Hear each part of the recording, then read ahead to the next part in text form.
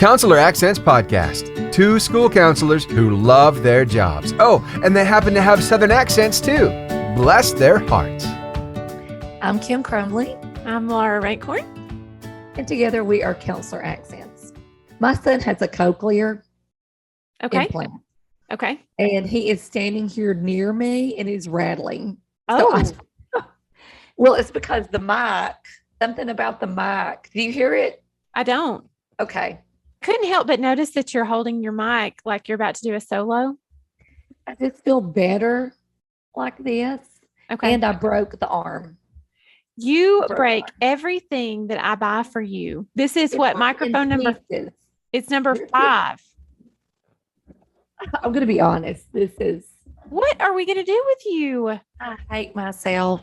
And I don't appreciate you bullying me. I bought you a light and you broke the light. I did. You know, I can't laugh or talk with this COVID, and you're making me laugh and talk. Well, I just think it's funny that you don't know your own brute strength, that you break everything you touch. It's like the opposite of the Midas. The drip, drip, drip. I'm that sister off of Big Canto. I don't know my own strength. I was tickled that you sent me a little post that said, every mother is hearing. What are we going to do with? You're ending up January, or in the month of January, every family is either going to get Omicron or get the words of, we don't talk about Bruno, stuck in your head. Something like that. Yes. And some of you got both of them. 3-year-old nephew. Some of us got both of those. I had COVID, and my nephew, who's 2, he's not 3, was singing, what are we going to do about Bruno? And is that what it's called? No. It's so funny because last time you called him Bruce, like, what are we going to do about Bruce? Bruce is my own family that we got to do something with. We don't talk about No, Bruno. I don't know. What are we going to do about Bruce? This COVID laugh is like, it comes out very harsh and nothing comes out. It's like Silent laughter. it is. And then That's frustrating for you and me. but I am better. My doctor texted and said, how's Clanton doing? I said, Clanton, nothing. What about me? So, Laura, tell me, have you had a good week? I have, well, we're getting into the week, but yeah. Did you have a good weekend, I guess, or how's it going? I would like to share with you. I want you to guess. I'm going to give you 3 guesses as to what I did school related last week on a Friday afternoon. You had to sub because 80% of the teachers were out with COVID. Nope. You had to serve lunches because the Nope. lunchroom ladies are. Last You- guess, make it good. Didn't fill in for the lunch. You drove a school bus. Didn't you? That's what you did. Close. But no, I helped coach the archery team. So if you can imagine Merida from the Disney movie, that's what I was. And I haven't had a haircut in so long. I basically look like her with my hair that long. What in the world? You talk about, you never know in a school system what you're going to end up doing. You never I would know. never have guessed archery. Yeah. I mean, when it comes to you in sports, that is the complete opposite. And I mean, I can't imagine you being the archery coach. Well, really, I just was a third wheel.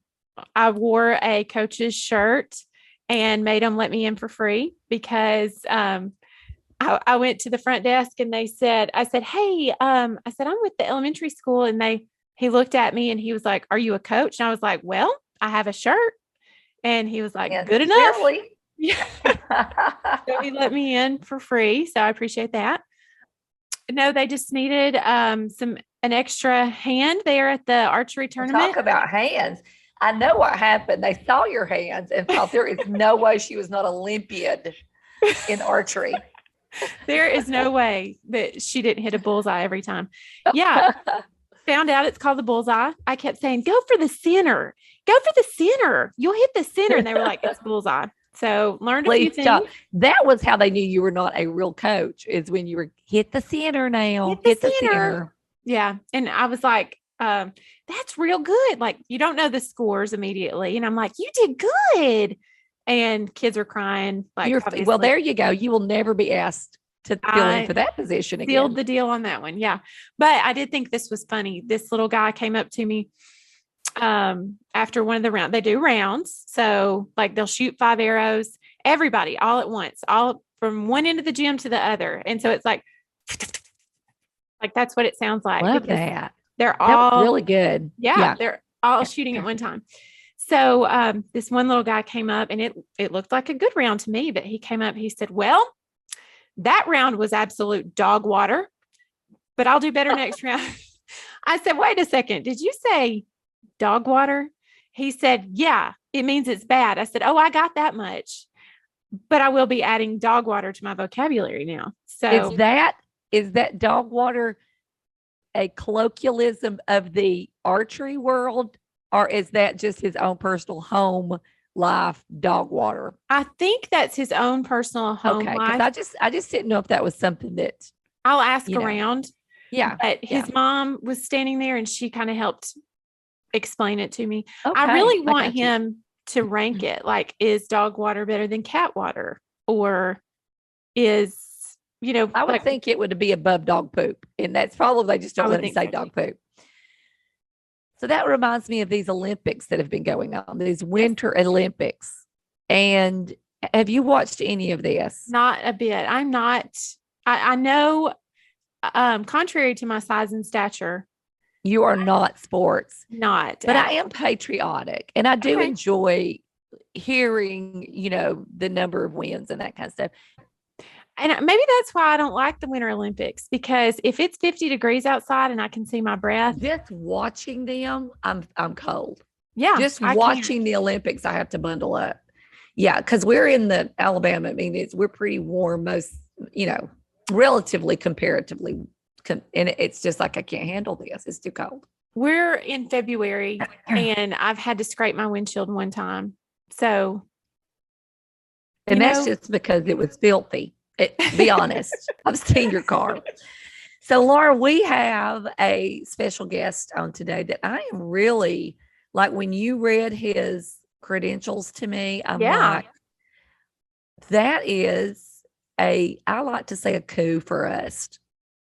Did I say us? Us. You did. But, we throw around. We do. We throw around the English language shamefully. So I'm excited. He is going to be amazing. Just the interaction that we've had back and forth, setting this up. I mean, you can tell, like, he knows what he's doing. He knows what he's talking about. And so I'm very, very excited for him to impart some wisdom. I need some wisdom. Need wisdom. And he has the wisdom and the strategies. And so I'm really excited about this episode. Me too. So bring on the Ed. All right. I'm Laura Rankhorn. No, I need you to back up. When did you start going first? Never. Every episode. Go ahead. Well, go ahead. I'm Kim Crumbly. I'm Laura Rankhorn. And together we are Counselor Accents. And I can see I have burnt your biscuit. Well, I'll get over it real fast. I'm not easily offended. No, you're not. I have thick skin hanging out with you. And figuratively and metaphorically. And I have a very large size and stature. Yes. So Kim, you were late getting here, and this is a gentle reprimand that you need to be a little bit more punctual for these things. And I wish I had been here on time. I'm already in love with Ed. We missed that time together that you had. We had that time. And let me just tell you, I'll never get that back. He's one of us. And I've already figured that out. He speaks our language. And not only that, but you're going to love him. Like, I'm so excited. I have butterflies just with him going through what we already talked about. So we have Ed Gerety with us, and he has a podcast as well. And he's also an author. He's a motivational youth speaker. He's a leadership trainer. He does all the things. And so, Ed, you were going around and visiting schools, and we can already tell you're a ball of energy. So we are very excited to have you. Thank you, Laura. Thank you, Kim. I'm so excited to be here today and have the opportunity to spend some time with you and with all of your listeners. Well, this is going to be a real treat. So Excellent. where are you at, Ed? Like, where are you located in space right now? And tell us a little bit about. I live in the great state of New Hampshire, and our state motto is "Where you live free or die." Oh, yes. That's the one I'm always trying to think of. About an hour north. That's pretty tough, you know. About an hour. I'm about an hour north of Boston, Massachusetts. Up here. Okay, and you do a really mean Boston accent. Thanks. Thank you. Which Laura and I can do also, having traversed. Is it traversed or traversed Boston Go ourselves? with traverse. I'm going to go with that too. I love it.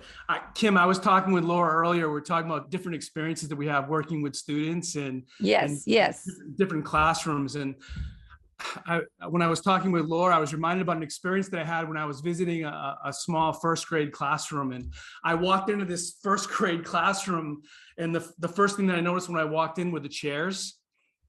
Yes. Yeah. The chairs were down real low, right? Real small, colorful, bright pictures all around the classroom. And I walked in, and this first grade teacher goes, "Class, please say hello to our special guest, Mr. Gerety." Well, as you know, 18 of the cutest little first graders you've ever seen all go in unison. "Hello, Mr. Gerety." And I asked them, "How are you today, class?" And they all went, "Good." I asked them, "Does anybody have any questions?" And as you can imagine, and as you've seen, boom, all the hands go up. Oh, yeah. And I went, "You over there." I go, "What's your name?" And this little girl had her hand up, and for a second she forgot what her name was. And she went, "Kelly? What's your question, Kelly?" And she went, "Well, because yesterday I just forgot." I'm like, "That's okay. That happens to me all the time. I'll come back to you in a little bit." I go, "You over there, what's your name?" And this little guy stands up and he goes, "Chip." And I'm like, "What's your question, Chip?" And he goes, "Mr. Gerety, would you like to see what it is that we're doing?" I said, "Sure." So the next thing you know, Chip walks over to the windowsill of the classroom. And so I get up and follow Chip. 17 other first graders get up and follow me. And what does Chip do? He goes to the windowsill and he reaches up and he pulls down a milk carton that's been cut in half. And he holds it carefully and he goes, "Look, Mr. Gerety, look what we're doing." And in the center of the milk carton was this little green thing coming out of the center. And being the excited person I am, I was like, "Whoa, what are you doing in there, Chip? Are you growing a big giant tree in there?" He goes, "No, Mr. Gerety, we're growing a flower." "Well, tell me, Chip, how'd you grow that flower?" He gets right into my face and he goes, "First thing we had to do, Mr. Gerety, is we had to get some good dirt. Not bad dirt, but good dirt." And his little buddy next to him went like this, nodding up and down. So I held up the milk card to check out for Chip's name on the bottom of it. Well, to see whose name was on it. But there was no name on it. And so I looked at Chip and I asked him, I go, "Hey, Chip, is this yours?" And he said, "Yes." "Well, no." "Well, which one is it?" "I'm not really sure." "You're not really sure? You mean to tell me, Chip, the 17 other milk cartons all along that windowsill, not one of them have a name on it?" "No, Mr. Gerety." "Well, then tell me, Chip, how do you know which one is whose?" I'll never forget, Laura. I'll never forget, Kim. He looked at me, this little first grader, and he said, "Well, we don't, Mr. Gerety. We just take care of everyone's." Very Wow. good. And his little buddy next to him quickly said, "And then we get to take them home." And I think those are the important lessons that as counselors and those of us that work with youth and work with kids, that's the biggest message is how do we grow and work together to help our kids look out and take care of one another, to not only to achieve their goals and reach their full potential, but to reach out and look out for one another, take care of one another. What a great analogy. And so good that you picked that up. I think we could have those lessons every day if we would look for those lessons that those kids give us. But I don't know if the teacher intentionally did that, but I'm thinking, why am I not doing that? Why am I not growing plants and we're all taking care of of one another's. I love that. And what a great lesson. Thanks, Kim. Yeah. So our audience is made up of counselors. And so I think you really hit the nail on the head whenever you told that story, because we are trying to take care of so many different things and all the students. And we're hearing a lot of, counselors that are feeling overwhelmed. They're needing strategies. But we also talk about how we're kind of like the emergency room sometimes, and we have to do triage because you never really know what's coming into the counselor's office. You don't know if it's going to be a goldfish that died. You don't know if it's going to be A parent that has died. A parent Or that it could go from one extreme to the other. You never know what's coming through that door. right. So we hear a lot of counselors who need strategies to help them just with the everyday situations that come in, and you have those strategies, don't you? I have some different activities and some different strategies that I've used over the last 3 decades working with middle school and high school kids. And a lot of those activities and strategies have come from counselors that I've had the opportunity to work with and have conversations with and visit their school. One of the consistent themes that comes up in the counsels that I talk with is that, how do I connect with that student? How do I quote unquote tap into what it is that they're interested in? And as you know, that's not always an easy thing to be able to do, because if you say, what do you like to do? It's, I don't know, or it's, I'm not sure, or there's no answer at all. Mm-hmm. And so a great activity that I do with students, and this can be done, you can do this with elementary, you can do this with middle school, high school, is I talk with students about dreaming big, that as we go along, as we grow older, we shouldn't dream less, we should dream more. And how important it is to really dream big. Well, that sounds great, but how do you do that? So a great activity that we can do with our kids, with our students, is have them create what's called a dream board, a vision board. And what that is this: you get a poster board. You could even do like a smaller folder that opens up, and you explain this to them. You have them go through different magazines, 6 or 7 magazines that are of their interest. And they find pictures of their goals and of their dreams and of words that inspired them, places they want to go, things they want to experience. And as they're making their dream board, you can be making yours as well. And it can be a shared activity that you're doing. Once they create that dream board, you then get to share that dream board with one another and say, okay, let's see what you have on here. And what is oftentimes the case is that they'll share words and pictures on that dream board that otherwise they would never articulate or share if it was just in a conversation. And from those words and those images, we're able to create that connection, that relationship. I was doing a leadership training with a group of high school students, and we did this dream board activity, this vision board activity. And one of the students there was a big time student athlete, football player, being recruited by all the big time colleges. And everyone was doing the dream boards, and I went over to his dream board and I saw that there was a football player. I saw the NFL. I saw a bunch of college logos. But then in the corner, I saw a picture of New York City and a skyline. And then I saw a picture of a fancy dining room table. And I'm like, hey, Steve, what's up with the New York City skyline there and that dining room table? And he kind of looked to his right and then he looked to his left and he said, well, if football doesn't work out, I'm going to open up my own Italian restaurant in New York City. And I was like, wow, that's so cool. And so for the rest of the time that we had together on that retreat, I talked to him a little bit about football, but mostly I talked with him about his grandmother and that secret meatball recipe. And our connection went, to a whole other level. And I would never have got that connection if we just went around the room and said, what are your goals? What are your dreams? Where do you want to go? Who do you want to become? It's a fun, easy exercise. And if you don't have access to the magazines, but I do encourage the magazines because it's very therapeutic. Different articles come across or pictures, and it's relaxing. You put on some music in the background. We're going to talk about music in a minute, about the power of music. But it's a great exercise to do with the students that we're working with. I've had a whole middle school do this. 800 dream boards all along the hallways, all around the cafeteria. It's really powerful, and it's a great exercise to really connect with our students. I love that. I love the hands-onness of that. And Laura and I talk a whole lot about kicking it old school because kids need that hands-on. They need to unplug. They need to do get their hands in, and like you say, articulate where they can't articulate through these visions, and to dream, to dream past maybe what they've lived in, and they're able to you can help them envision something past what they've experienced. I love that idea. Yeah, absolutely. In fact, so my friend Stoney McFall, she's a great author. She shared this exercise with me 29 years ago when I was first starting my business, and it impacted my life forever. And I just completed my 29th dream board. And it's really powerful to look back to see certain goals and dreams on those past dream boards that have now become a reality. Whether it was speaking in all 50 states, running the Boston Marathon 3 times, finding my soulmate, Suzanne. The idea though is this: is that it? You just cut the pictures up and it comes true? No, but it keeps you focused, and that's what we share with the students. And it reminds you of why you're putting forth your best effort. It reminds you of why you're not playing small, but playing big. And then you can give them the examples of other people who do this.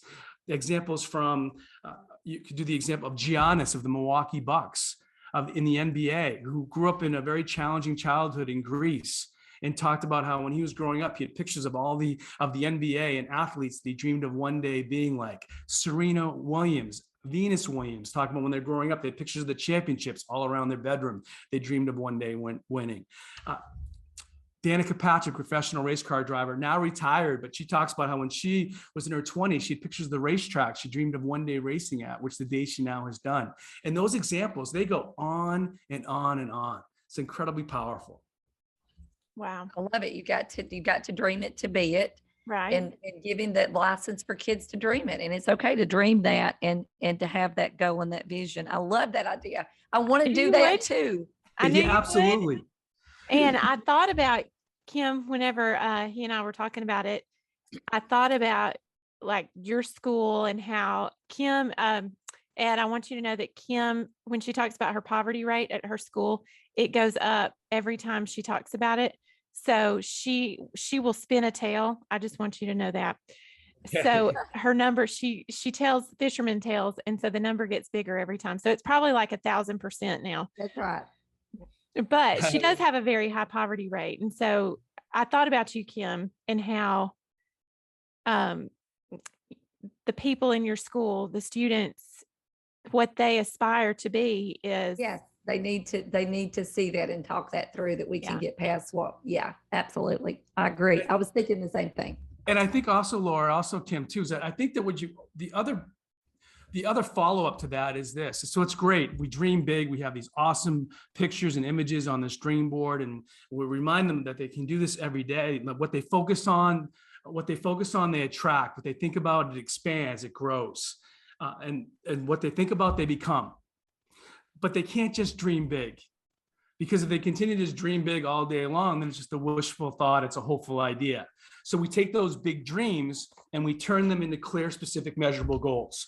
Because I truly believe, and I know in talking with both of you, you believe this as well. And I know that your listeners believe this as well, that if you show me a student that's really excited about a big goal, really excited about a big, bright future and where they can go and who they can become, I'm going to show you a student that's going to not only just be resilient, but it's going to also make positive, healthy choices and continue to keep moving forward and persevering.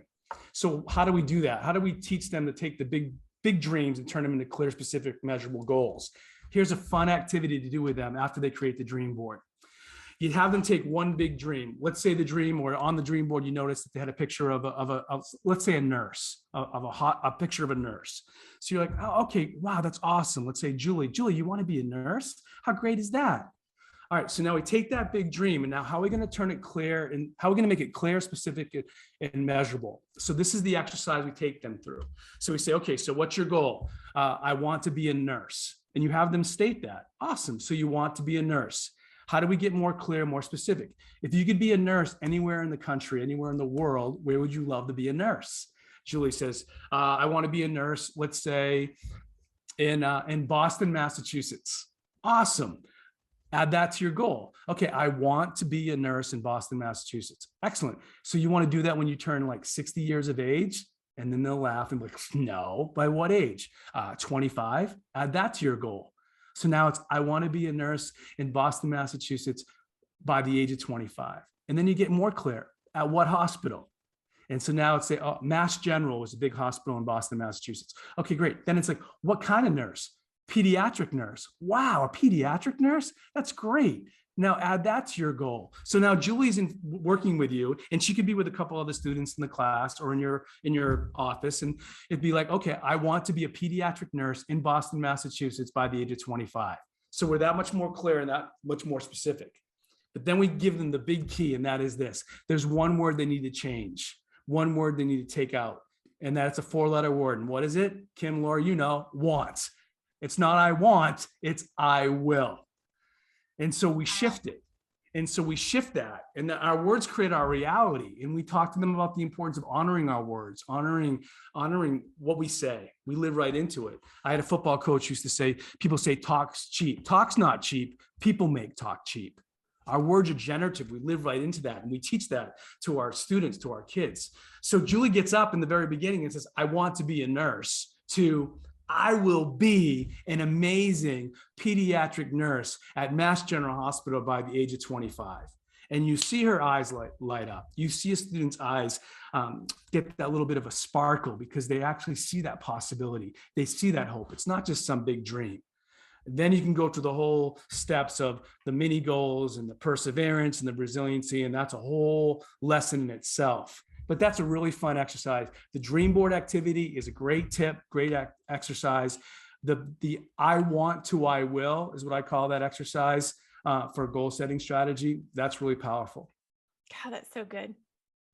You have inspired. I'm so inspired and so excited to do this. This is putting life and fire into that dream board. That's amazing. Yeah. Yeah. I love that. So let's move on to the next strategy that you were sharing with us. You talk a lot about music. Tell us how you use music. So one of my favorite authors is Brene Brown. And Brene Brown, as you know, she's amazing books from Daring Greatly, so many great books. And one of the books she talks about is the power of music. She talks about how she has a playlist when she's having a challenging day that she'll put on her playlist that she gets into her car. She's driving home from work or a challenging meeting. And she calls those songs her anthem songs. And so that's like those are the songs that she would have play if she was walking into a giant arena or a big stadium. Those are called her anthem songs that she would have play if she was going to be walking into that arena.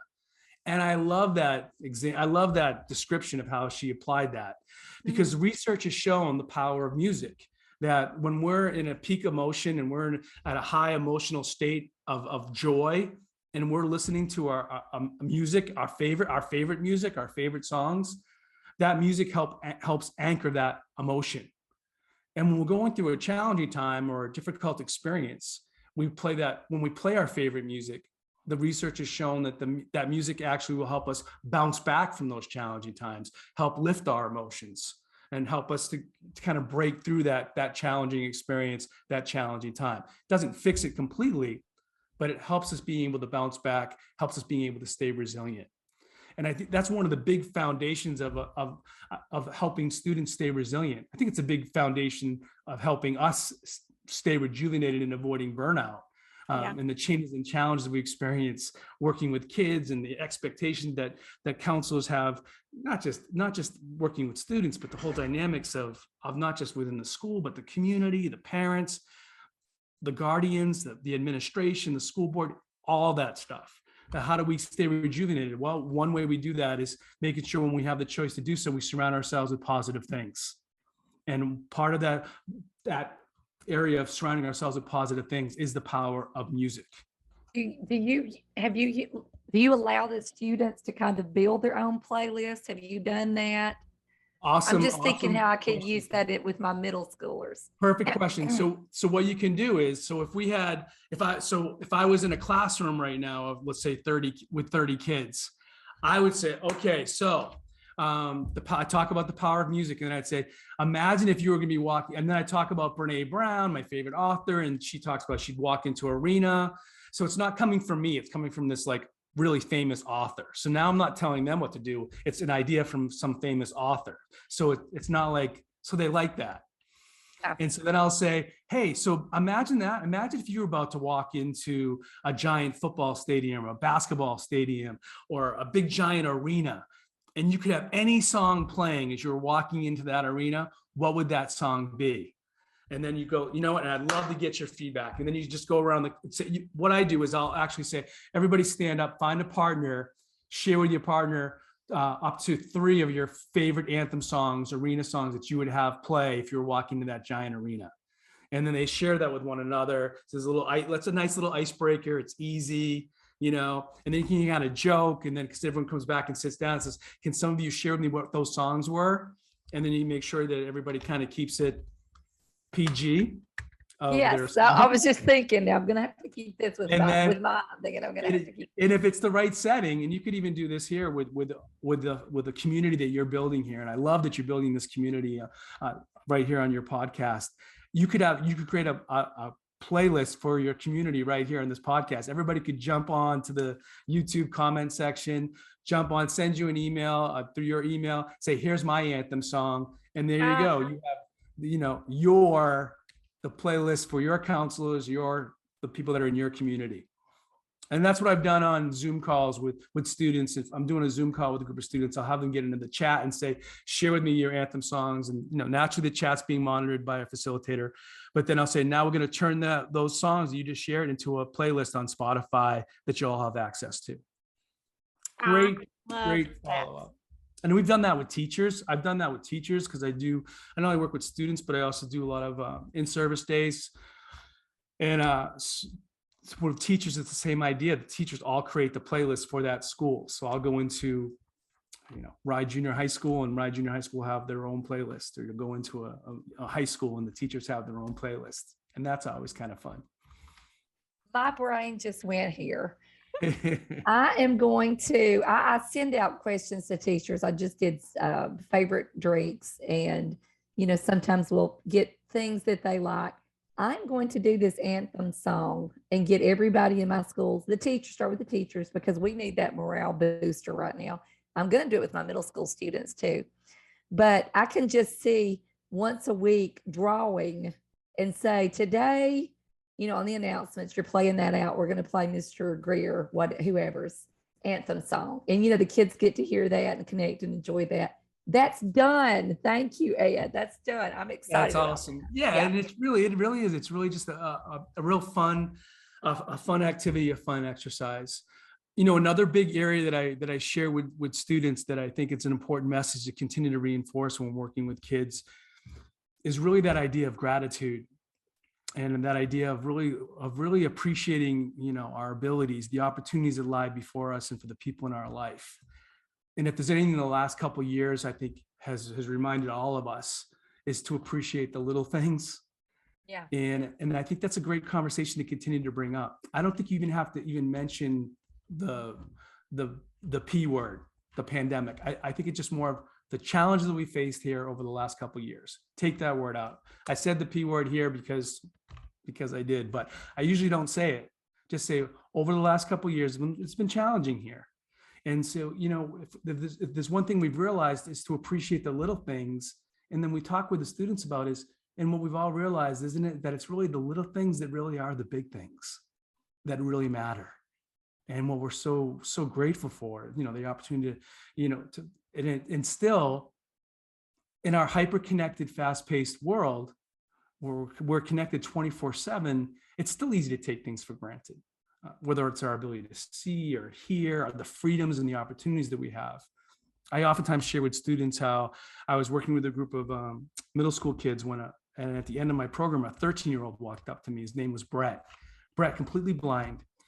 And he walked up to me and he went, Mr. Gerety, I was just wondering if I could get an idea of what it is that you look like.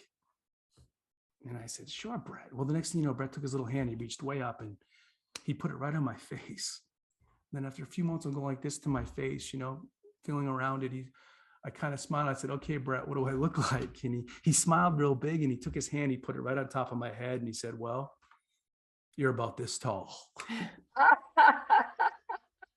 And as he smiled, I began to smile and laugh. And as we talked, I could see that he'd such a great sense of gratitude, a great sense of appreciation for the abilities that he still had, abilities that were going to help him persevere, be resilient, make his dreams come true.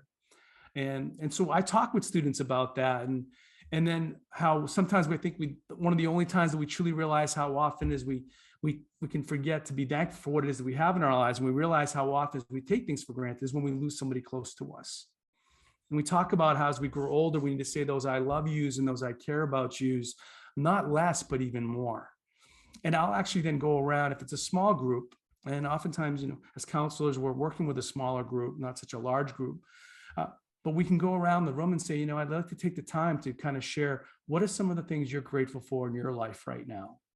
And you have them share that. And if it's not verbal and you feel like you can't get that share from a verbal share, then say, I'm going to pass around a piece of paper. I want you to write down 3 things you're grateful for. You don't even have to put your name on it. And then I'm going to collect them and I'm just going to read what everyone wrote. And you can do it either way. Yeah. When I go around a classroom and I share that, and I have students go around, what's so inspiring about that, it's so moving is that when they all go around and they share, we talk about how, none of it was things. Everything they shared, what they're grateful for, is about people and about community and about connection. And that's what really matters. And so we go back to the lesson as we do that exercise with our students to say, that's what really matters, at this middle school. That's what really matters in high school. That's what really matters in your life, is to live and lead your life with gratitude. Let the people in your life know how much you appreciate them, and to really stay focused on that. That is so, so good. Like every one of these, I'm Gratitude, making these notes. it's such a great component. And sometimes people, we see gratitude a lot lately. It seems to be coming up at different spots. I don't think we can say it enough. We just got to keep presenting it in a different way, especially in a way that kids can relate to. And I think that's just a really powerful conversation to have. I think sometimes we have it more as adults about what we're grateful for, and we forget to bring that to kids. And I've done that exercise with 3rd graders, and it's awesome, right? And it's the 3rd grader that says, I'm so thankful for my dog because I come home every day and my dog greets me. And I'm like, that's amazing. And then it's, what's your dog's name? And dog's name is Charlie. And what kind of dog do you have? I have a golden retriever. Charlie, I have a golden retriever. And now we just made a whole other connection because now we have a love of dogs and a love of pets. And we're always looking for that little slice of light that we can get in there and make that connection with them. Well, it Gratitude goes back. is such a big thing. Go ahead. No, that's such a big thing. It's such a big thing I get so passionate about. And it goes back to what you said earlier about what you focus on. I always say what you focus on, you fuel. And when you are grateful and you make a habit of being grateful, then you start to realize all the things that you have to be grateful for. And it does become, I know I said habit, but it becomes a habit. And so you can break that cycle of negativity sometimes by just focusing on what you're grateful for. It needs to start early. Yeah, it needs to start early. And it is. I think it is a skill. I think one of the big questions I get, Kim and Laura, from educators and counselors will be, well, that's great, Ed, gratitude, talk to kids about gratitude, but how do I keep that? How do you maintain that gratitude in the changes and challenges of school and life? How do you keep that space of gratitude in your life? We can go around and we can share it in the classroom. I can write it down, but what are some real structures, so to speak, or some rituals that I could do every day to help me keep that space of gratitude? And I think one of the ways we can do that, and we can share that with our students, is if we have a daily meeting with a student or with our students, what most of us do, and we start off each meeting with, let's sit down here and let's just take a moment. Let's pull out our gratitude journals or our gratitude notebooks, and we're just going to take here 2 minutes. Just want you to write down, big or small, what are some of the things that you're grateful for about today. We're not going to share them with one another, not going to share them with the group. This is your gratitude journal, but it needs to be positive. This is not a journal where it's like, dear, I'm thankful that. It's got to stay positive. but it's your gratitude journal. And that reframes the whole setting of the whole meeting, of the whole classroom. A gratitude journal is just such a powerful thing. I have my gratitude journal right here. It's right here on my desk. I write in this gratitude journal, and it's something that I do, and it's right there, and it's 3 or 4 or 5 things. Sometimes it's a little bit longer, but that's a great activity to do, is that gratitude journal. I've seen middle schools, elementary schools, high schools take a whole giant bulletin board in their cafeteria or in the entryway of a school, and they'll put right in the center, what are you grateful for? And there'll be a bunch of Post-its, and you have student leaders there to monitor it, if the students are just to monitor, keep it all in check, and they can write down the things that they're grateful for right there. And they put it right there on the wall, right there on the board. And as you walk right into it, you see it. And it's an awesome activity, awesome exercise to do. Also, I've seen some schools take that gratitude and not put it in a bulletin board, but during lunches, they'll set up a camera, and they'll have a camera person, and you get a student involved with the camera, and you get a student to do the interviews, and students get to come up and you get asked the question, today, this is gratitude week, or today's gratitude day. Come up and share, what are you grateful for? And we're going to post it on our school YouTube channel or our school website thing. And they take all those little videos of 50, 60, 100 kids, and they can compile it into an inspirational 30-second, 1-minute clip that gets shared just within the school, or just within that school community, of kids sharing what they're grateful for. And they hold it up like in a poster board. You've seen commercials that are similar to that, right? I'm grateful for my family, my mom, my stepdad, my grandmother, and it goes on and on and on. That space of gratitude. There's some great rubber meets the road ideas, and we love rubber meets the road. We can take what you're saying and we can put those into practice. So I know our listeners are going to love these rubber meets the road, practical, wonderful ideas that we can take and do tomorrow. Yeah, and we can do it with our kids, Kim and Laura, and we can do it with our peers, and where we support one another and encourage one another. These are universal truths. It's not that sometimes I think we get caught up and say, well, that's just for dream boards, are just for middle schoolers or just for high school. No way. That's for all of us. Gratitude is for all of us. The power of music is for all of us.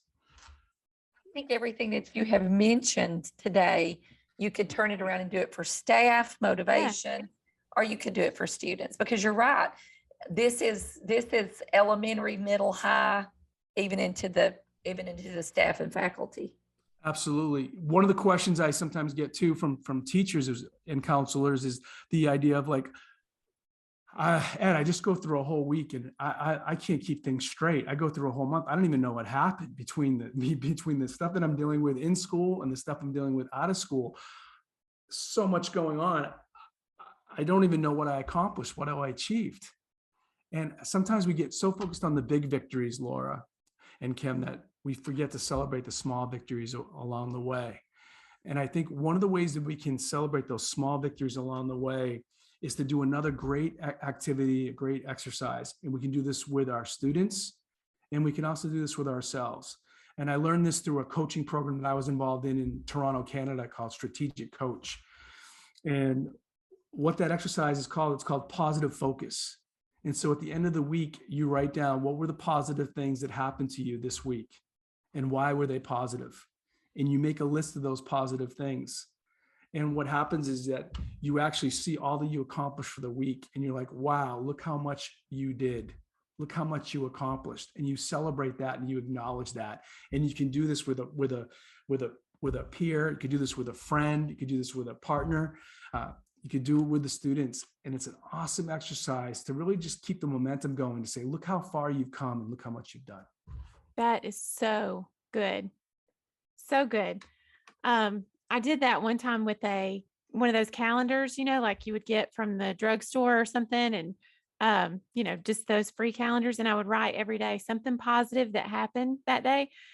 And you forget those little things because, like you said, you are looking for those big moments and you lose sight of those little things that make the big things. So true, Laura. You got it. So good. Well, I've got 2 questions for you. One is, I want you to tell our listeners where they can get more tips from you I know they can listen to your podcast. Tell us about that. Anything else that you have that you want our listeners to know about? Thanks, Laura. Thanks, Kim. Yeah, you can reach me. You can contact me through my website, which is edgerety.com, EDGERETY, edgerety.com. You can also follow me on Instagram, where I post inspirational quotes and videos on there. And the Instagram handle is Ed Gerety. And you can also check out my podcast, which is Navigating the Teen Years, which is a podcast for parents who have teens and helping them navigate those teen years.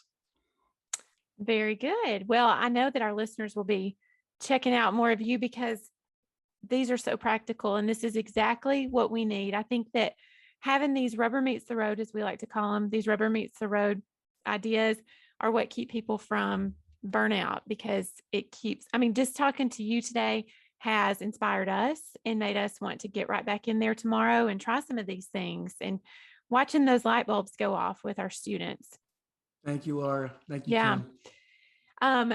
So I have one more question for you. You travel Sure. a lot, and we talked a little bit about schools and different places you've been. I want to know, what is one place that stands out to you whenever you think back to all the schools that you visited? One of the schools that really stands out to me was a school that I was doing actually right here in New Hampshire, and one of the students asked, why do you do what it is that you do? And I said, well, one of the reasons why I do what it is that I do is because I had somebody that really had an impact on my life, and it was a moment, but it really impacted my life. And so I shared with those students how, when I was growing up, one of my favorite athletes to watch on television was a football player by the name of Walter Payton. And Walter Payton was one of the greatest running backs in the history of the NFL. He played for the Chicago Bears. He played 13 years for the Chicago Bears. He missed one game. He wore number 34, and his nickname was Sweetness. Laura and Kim, do you know how tough a football player you have to be in the NFL to have a nickname like Sweetness? Oh, man. And I used to love watching him play because he never ran out of bounds. He'd always turn it back up the field for a couple extra yards, and his workouts in the offseason were legendary. His community service work was so inspiring that they named the Community Service Award in the NFL after Walter Payton. It's the Walter Payton Community Service Award. You'll see it you'll see it in the NFL. Mm-hmm. And I used to think, how cool would it be able to meet Walter Payton? And then I started playing Pop Warner football. And so what number did I wear? 34. I used to tape my cleats like Walter Payton. I had a mouthpiece like Walter Payton. I was not as fast as Walter Payton. Fast forward my senior year in high school, I'm invited to a leadership conference. And I was invited to sit in the audience and watch a group of individuals be acknowledged for their achievement and success in their particular field of work. And I look at the honorees, Laura and Kim, and I see Johnny Cash as an honoree. I see Winston Marsalis. I see Tom Clancy, the great author, and there on the list is Walter Payton. No way. Chicago Bears. Yeah. So I'm like, that's it. I'm going to meet Walter Payton. So there I am, senior in high school. So I go back to school the next day, and I tell all my friends, all my teammates, I'm going to meet Walter Payton. And they're like, Gerety, you're not going to meet Walter Payton. There's going to be like 2,000 people at that conference. There's no way you're going to meet Walter Payton. And I said to them, I go, I will meet Walter Payton. So six months later, I'm on a plane for the first time in my life. I go down to Nashville, Tennessee, to the Grand Ole Opry Hotel, one of the largest hotels in North America. Lobby so big, you could fit like almost 2 football fields inside of it. And I start walking around this lobby, Laura, and I start asking people, by any chance, have you seen Walter Payton? One person goes, no, but you know who I just saw? I go, who? Herschel Walker. I go, Herschel Walker, Heisman Trophy winner, University of Georgia, played for the Dallas Cowboys. How cool is that? So I'm still in the lobby, hanging out, walking around, trying to find Walter Payton, when this other person walked up to me and said, hey, you were the one looking for Walter Payton earlier. I said, yeah, I saw him at the other end of the lobby checking in, front desk. Are you sure it was Walter Payton? It was Walter Payton. So I go all the way across the other end of the lobby, and I get to the front desk. Excuse me, could you tell me, has Walter Payton checked in? Person at the front desk looks at me and goes, I'm sorry, sir, I can't tell you that. A little bit frustrated, I walk away and I go all the way to the other end of the lobby, and I get behind a big plant. And I pick up the hotel lobby phone. Laura, do you know what Herschel Walker sounds like? Neither the person at the front desk. Okay. Person front desk answers the phone. Hello, can I help you? Hi, this is Herschel Walker. My friend Walter Payton just checked in a few moments ago, and I was just wondering if you could connect me to his room so I can meet up with him before the big banquet tonight. Please. No way. Please. Just 1 minute, Mr. Walker. I'll connect you.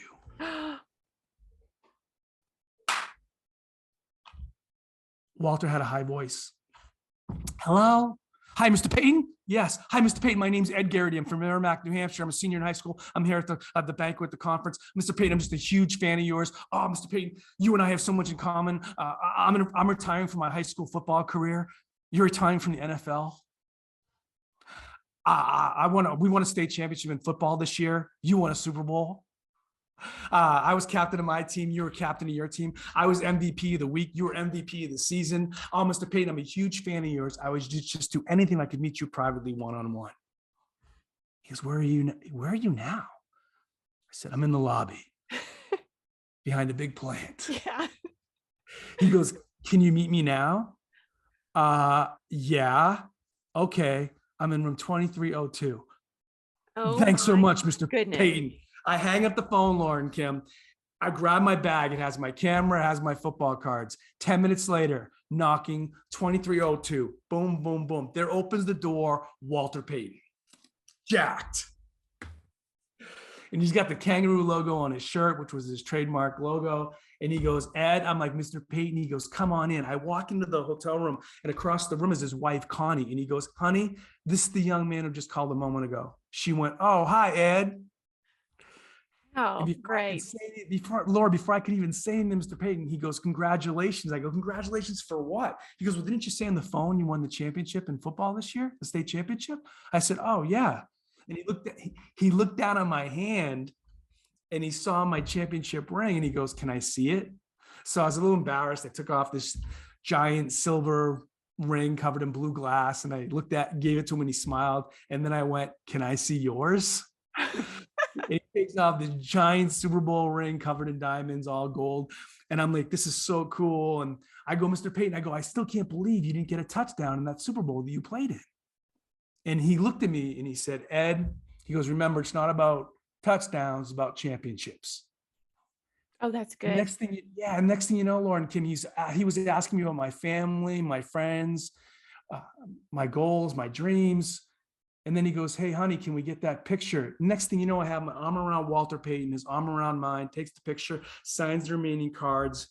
And I'm like, thank you so much, Mr. Payton. He goes, no, thank you, Ed, for being such a big fan and for all your support. And as I go to walk out of the room, he goes, hey, one more thing. And he walks over to the desk and he picks up his wallet and he pulls out a blue business card. He goes, here, I want you to have this. He goes, these are my private numbers. This is my contact information. If you ever need anything, he goes, you let me know. Wow. Thanks, Mr. Payton. So I walked out of there, Lauren Kim, and I wasn't sure if what had happened. It just happened. But in my office are those signed football cards and that picture of Walter Payton and I. And at the center of that frame is that blue business card. And every time, Lauren Kim, every time I see that blue business card, I'm reminded about how one person took the time to meet with a 17-year-old kid from Merrimack, New Hampshire. He took the time to listen to my story. He took the time to say thank you. And with that blue business card, you know what? He took the time to say, hey, I see you and you matter and I got your back. And I think that's what counselors do every day, day in and day out, is they take the time. They take the time to say, hey, you know what? I see you and you matter. And I got your back. And I think that as counselors, if we continue to do that day in and day out, we will have an impact. We will grow and work together and have that impact on the kids we work with. So they go forth and not just achieve their goals, but they go forth and make a difference and make the world a better place. Wow. I'm crying. I mean, that is. I'm ready to drive back to school and just get ready for tomorrow. I think that's the shot in the. I think that's the shot in the arm that everyone needs right now. So thank you so much, Ed. I think we all need that. Yes. Thank you. What Thank you you, just Laura. gave Thank you. Thank you for taking the time to have me on your great podcast here. It's awesome. Oh, it was our honor, and we would love to have you back sometime. You've got a lot more to talk about, and so I can see this being a repeat episode. So we would love to have you back sometime. That And I sounds know great. folks are going to want more. And so, Laura, I know you're going to link how we can get book and all the great things that Ed has going on. So Yes. thank you so much for being on. Excellent. Thank you, Laura. Thanks, Kim. Keep moving forward. Keep making a difference. Thank you. You were not selling Ed short, Laura. No. I was so inspired, and I love practicality and those practical ideas. And I am, after hearing him, I have some things that I am going to turn around and put into practice. Yeah. Same here. I'm very excited about everything that he talked about. And I was taking notes like crazy. I And was too. It's been a long time since I threw my pen, and I just want Did you to throw know, it? I was very, very close. Oh, And I thought, no, don't throw it. You're older you're a and grown wiser. woman. Yes. I can't be throwing writing utensils Stuff. around anymore. No, So I held on to it. But but it was throw worthy. I will say that.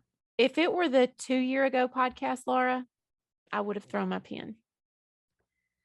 Well, I think that I'm proud of you. Thank you.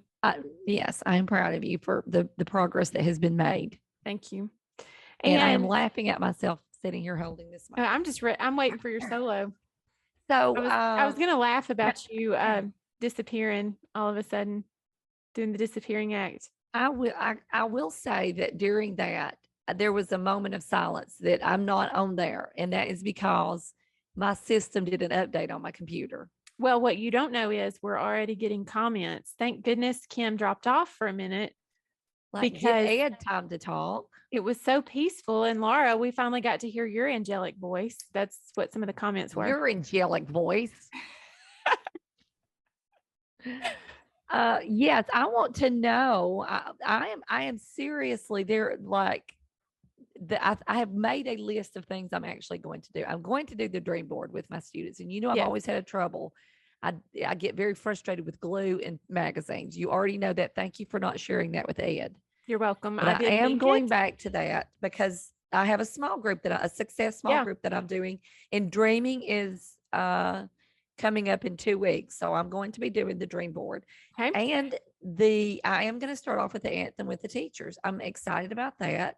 So what was your big takeaway that you're going to put into action like now?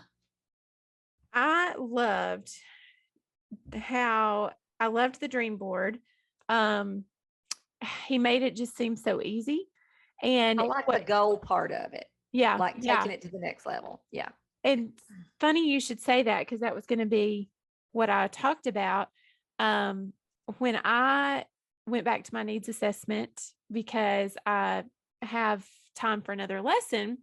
So I thought, okay, we're big on our data. And I thought I could pull something off of Pinterest. I could pull something, but I want to go back to my data. What does my data say that my kids want to know? And setting goals is what they want to know about. That's their number one thing.